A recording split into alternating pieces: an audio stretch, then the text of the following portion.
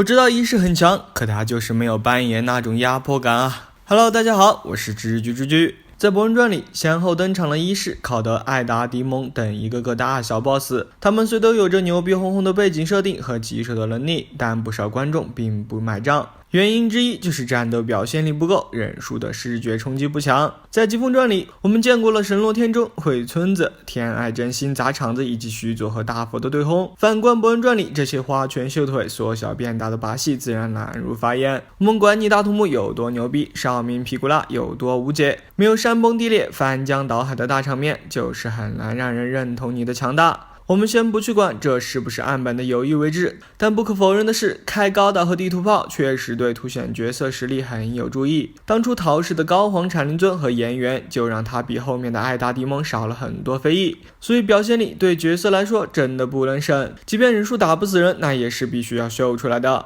本期视频我们就来回顾一下在火影动画里最具表现力的几场战斗，看看这几位忍者的实力是如何从中得到大家认可的吧。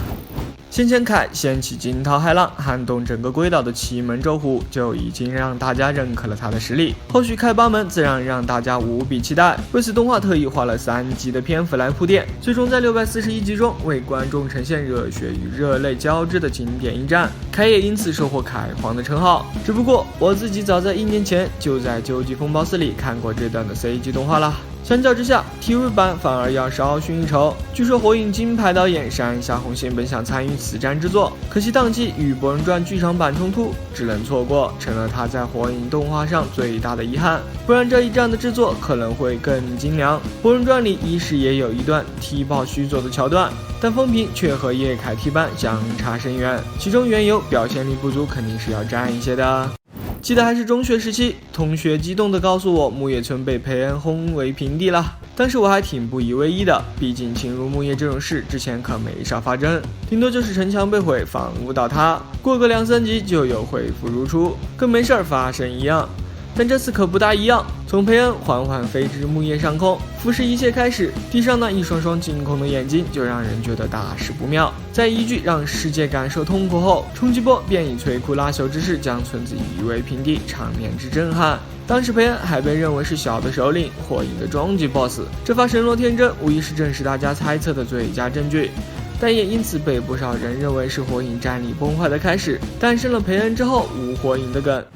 火影里传说中的忍者不少，只可惜有的见光就死，有的却还能续血传说。以秽土之姿重返战场的宇智波斑显然是后者。斑先用眼花缭乱的高超体术肆意割草，随之超大范围的火遁令人望而生畏，紧接着2发遮天蔽日的陨石，惊得让在场的不少忍者放弃治疗。陨石的余震更是波及千里之外，可见其强大。斑的首秀可谓逼格压迫感双双拉满，强大的气场甚至把终极 BOSS 大头目辉夜都比了下去。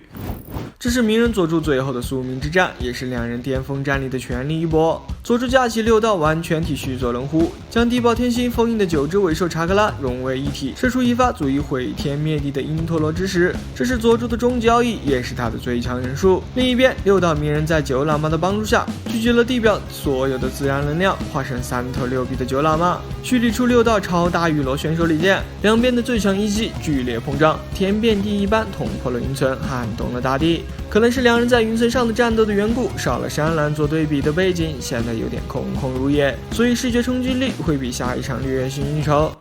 斑对木叶的复仇之战是我心中火影主线战斗里表现力最强的一战，没有之一。斑操控9尾，一发尾兽玉平地爆雷，紧接着驾驶着伪装须佐能弧震碎山川，随即的须佐尾兽玉更是轰到了海的对岸，忍无可忍的入间使出木盾，数百倍与9尾大小的千手大佛瞬间击碎了斑的多重须佐尾兽玉手里剑，打碎了斑的伪装须佐能弧，让火影线前的战斗显得是那么小儿科。不过呢，要是算上剧场版的话，这一战或许又不够看了。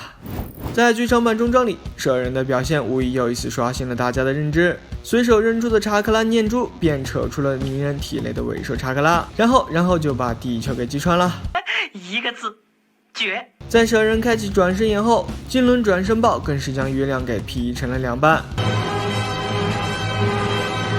要论表现力，疾风传加上博人传都找不出比这还夸张的。另外，云影的歼星炮同样很夸张，直接打到了外太空。这么恐怖的武器，连博人传时期的木叶都还没有造出来。但愿这样的大场面和科技能在博人传进入青年篇，大家的实力更上一个台阶后出现，也好让 BOSS 们像佩恩和班那样，不失逼格和压迫感。好了，本期视频就到这啦，点个关注，我们下期再见，拜拜。六道班的表现力不如绘图班，一世的表现力不如慈弦，是不是绘图班就比六道班强，慈弦就比一世强呢？表现力和设定，这是我们用来评判一名忍者实力最有力的指标。一般来说，哪个对我们喜欢的角色有利，我们就拿哪个来吹；哪个对我们讨厌的角色不利，我们就拿哪个去踩。这一来一去，就难免会出现你一会儿用设定，一会儿用表现力，那对家肯定会骂你双标的。之所以无法做到统一的标准，就是因为设定和表现力很多时候无法匹配，再加上他们本身就无法做到面面俱到，这才给了大家讨价还价的余地。那么本期视频我们就来聊聊，用表现力和设定去评判一名忍者的实力是会出现哪些问题，为什么这两点不能让所有人都信服。先说表现力，我们都知道同一忍术由不同人来使用，打出来的伤害是不一样的，但比较容易被忽略的是，同一忍术在同一人手里伤害也是会有变化的。你多用一点查克拉，术的伤害就高，范围就大；少用一点，伤害就低，范围就小。而用多用少就是取决于你的使用需求。我们以辉夜的巴士神空击为例，辉夜第一次使用时是要和六道鸣人的查克拉乱拳对拼，所以是接近火力全开的状态。后面他想要粉碎佐助的六道完全体虚佐，用上4拳就够了。去炸被冰封的鸣人时，甚至只需要用一个小爪爪。但为什么后2次辉夜没有火力全开呢？很明显没有必要啊。再比如波之国篇里，卡卡西发动的大瀑布之术范围非常夸张，大到能摧毁一片树林。相比之下，仙人斗对佐助用的这个大瀑布规模就非常小，那是否能说明仙人斗要弱于波之国时期的卡卡西呢？肯定不能吧。卡卡西这里是要保护委托人和3小只，是抱着干掉再不战的心态在战斗，而仙人斗这发大瀑布只是用来浇灭佐助的好火球而已。灭这么小一个好火球，都有必要浪费那么多查克拉来发动卡卡西那样规模的大瀑布吗？完全没必要吧。有句话怎么说来着？杀鸡焉用宰牛刀。2是否有尽全力？还是以巴士神空击为例，辉夜对上鸣人一弹连弹时，由于鸣人的影分身数量实在太多了，他打不过来，就选择了撤退。于是黑子就会揪住这里来大做文章，疯狂叠盒子。因为你巴士神空击没拼过鸣人一弹连弹，而鸣人一弹连弹在设定上和六门小李威力相当，所以巴士神空击不如六门小李。既然你这么喜欢叠盒子，那我们来继续叠。因为六门小李联合一群人只把陨石打成了2半，而佐助的千鸟流可以将陨石粉碎，所以六门小李一拳不如佐助的千鸟流。又因为上面六门等于一弹连弹大于巴士神空击，巴士神空击又大于六道完全体虚佐，所以千鸟流可以粉碎六道完全体虚佐。大家看出其中的问题了吗？就是当他想黑一个忍术时，就会揪住他表现力最差的那次，但当他想通过这个忍术来吹另一个忍术时，又会去挑选他表现力最好的那次。一个字，绝。再来，精明的速度快过了4代雷影，但后面他与灰土鼬却打得有来有回，那是否可以证明鼬的速度和体术能媲美精明了呢？我觉得不可以，因为你们2个不是在边打边聊天吗？鸣人在那问东问西说了一大堆话，你确定鸣人这里尽了全力，用了和雷影交手时一样的速度？要真是那样，你说的话对方能听得见。这样的例子在博人传里也非常多，比如这里卡卡西对一群学生用了一个紫电，结果弹幕里很多人在吐槽，为什么这些学生没有死？紫电这么弱的吗？如果你是卡卡西的黑粉的话，就可以下结论了，紫电伤害刮痧。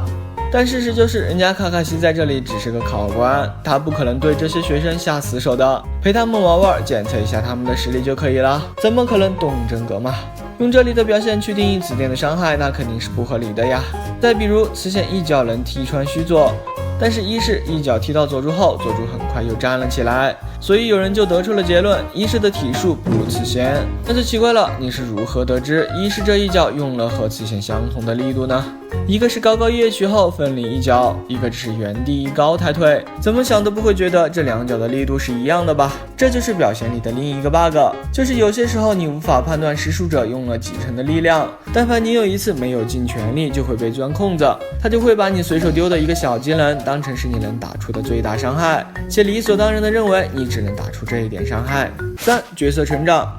火影是部长篇漫画，忍者们的实力是会随着他们的成长变化的，特别是对于10几20岁这个年龄段的忍者，他们的实力上升空间是很大的。但就是很多人在讨论一个忍者的实力时，会翻出人家很久以前的表现来说事，比如土黑就经常拿12岁的带土贤二来取笑带土是个弱智，人家12岁时贤二，到了4战31岁时还是贤二吗？不可能吧！幼年鸣人还被几个熊孩子欺负呢，这能影响到你对他现在实力的评价吗？4. 表现机会，也可以说是剧情需要。这一点大家是最不屑的，这4个字就像遮羞布一样，是最后的底裤，不到万不得已，大家一般都不愿意说，但它确确实实是存在的。为什么大家会觉得三眼班没有绘图班表现好呢？因为三眼班的戏份就那么一点点，他很快就下线了，没有什么表现机会啊。所以对于三眼班的实力，我们只能根据绘图班、深浅班、双眼班去合理推测，不可能因为三眼班没啥表现就直接说他不如之前的任何一个状态吧。同理，为什么大家会觉得刺仙的表现力要比医师强呢？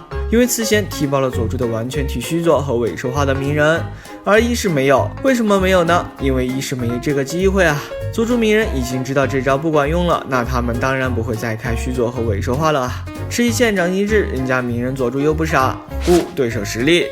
大家有没有发现，有些忍者明明强度在线，但口碑却差得要死，而有些忍者明明实力很一般，但他们的风评却非常好。这里就点名一下志乃，一提到志乃，大家总会想到补败神话、强盗被雪藏这些头衔，但实际上呢，他不就打赢了一个阴忍，战平了下人勘九郎，4战里干掉了一个人人有份的10位分身吗？不败是不败，可你这些战绩没啥含金量啊。对比一下同期的丁次小李，志乃这些表现是根本拿不出手的。那些在低等级里混得风生水起的忍者，真的迷惑性很强，特别容易被高估。相反，像雷影、赵美明这些一出场就碰上了佐助班的忍者，就只能吃哑巴亏。即便他们的忍术强度不低，但在对上和他们实力差距巨大的班时，他们的表现就会显得很差。6. 作画。按《博人传》现在的剧情发展，照理说战力应该是要膨胀的，但实际呈现的效果却不是那么理想。以前火影漫画周更，岸本都时不时能给你整一战这样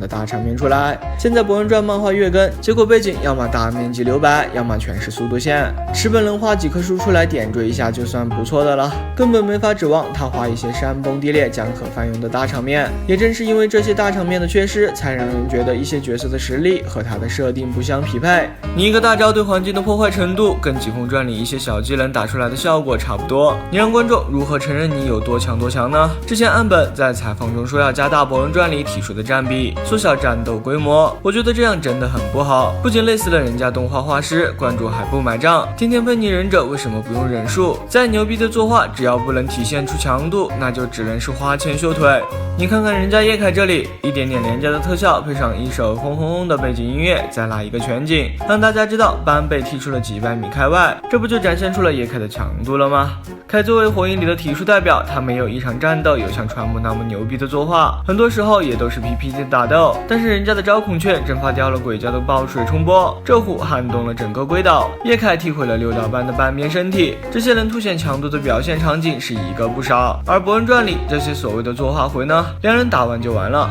没了，你好歹把地面砸个大坑吧，人家纲手一根手指就能把路面劈成2半，那我们观众要求重粒子模式的鸣人一拳碎座大山，应该不过分吧？你没有画出来，那观众就有理由去质疑你的强度啊。所以有时候我觉得《博人传》的制作真的很费力不讨好，但凡你从这2分钟的体术作画里抽个5秒出来，弄个简单的地图炮，观众可能就认可了你的实力，画师也不至于天天抱怨工期紧张。但话也说回来，有些战斗的表现力不足，我们可以去怪画家，但有些时候真怨不着人家。要知道我们粉丝，特别是战力党，那可是很严格的，天天拿着放大镜在看漫画，你打出的坑有多大，我身上的伤口有几公分，你冒没冒汗，我喘没喘气，双方倒下后是你先醒过来还是我先醒过来？说实话，人家在画画时哪想得到这么细致啊。一般来说，作者会通过台词和公式书来告诉观众某位忍者大致的实力水平，也就是大家所说的设定。但你想要人家严格按照设定来画，那是不可能的。不可能因为设定里 A 大于 B， 你就要求作者把 A 打出的每一个坑都画得比 B 的要大吧？这也太强人所难了。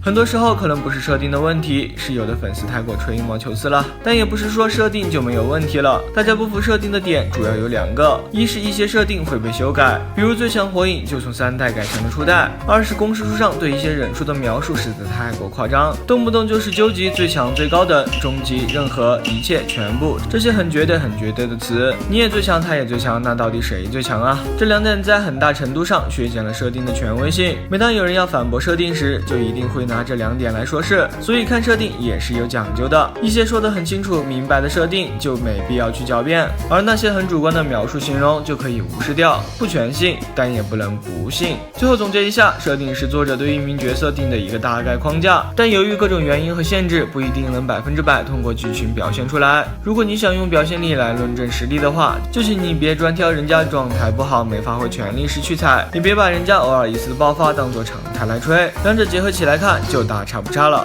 如果你非要让同级别的2人分个高低，那你只好等岸本亲自发话了。好了，本期视频就到这里了，点个关注，我们下期再见，拜拜。